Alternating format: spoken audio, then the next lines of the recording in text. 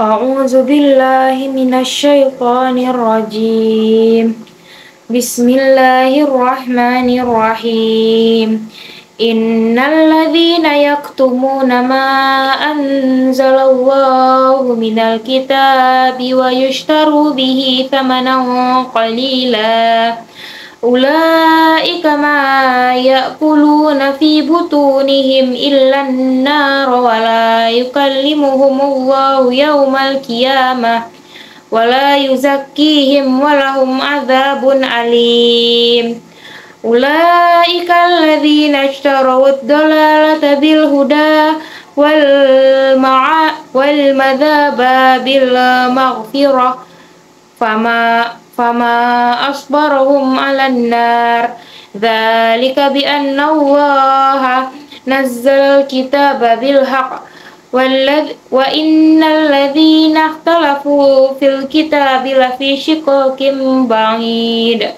Shadaqallahul azim.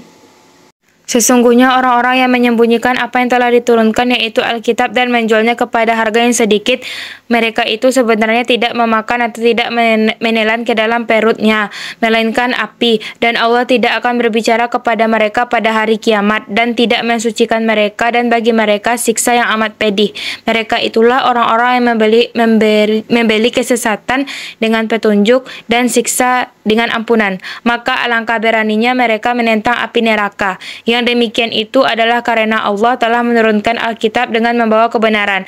Dan sesungguhnya orang-orang yang berselisih tentang kebenaran Alkitab itu benar-benar dalam penyimpangan yang jauh dari tafsiran surah, yakni orang-orang Yahudi yang menyembunyikan sifat-sifat ciri-ciri Nabi Muhammad SAW dalam kitab-kitab yang ada di tangan mereka, yang isinya antara lain mempersaksikan kerasulan dan kenabiannya.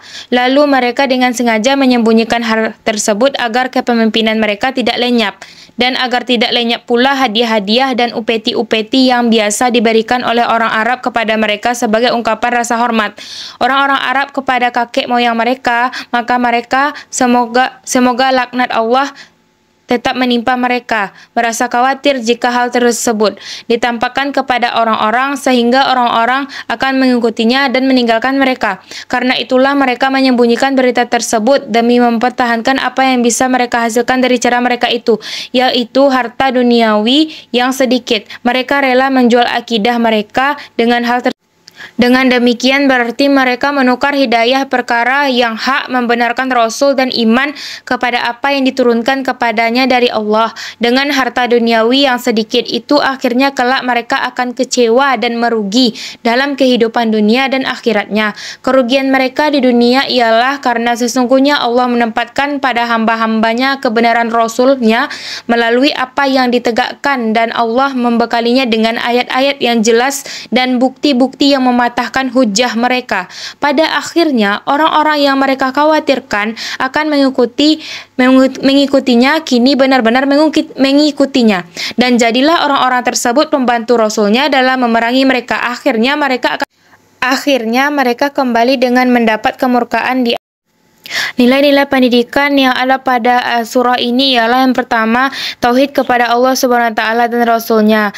Ya, ini di sini menjelaskan bagaimana sikap orang Yahudi yang menyembunyikan tanda-tanda kenabian Rasulullah Shallallahu Alaihi Wasallam demi meraup keuntungan tersendiri. Yang kedua yaitu jujur dalam perkataan dan tindakan. Di sini tampak jelas bagaimana sifat orang Yahudi, yaitu menyembunyikan kebenaran dan tidak mengakui bahwa Nabi Muhammad itu ialah utusan. Dan karenanya di sini diperlukan jujur dalam perkataan maupun tindakan terhadap kehidupan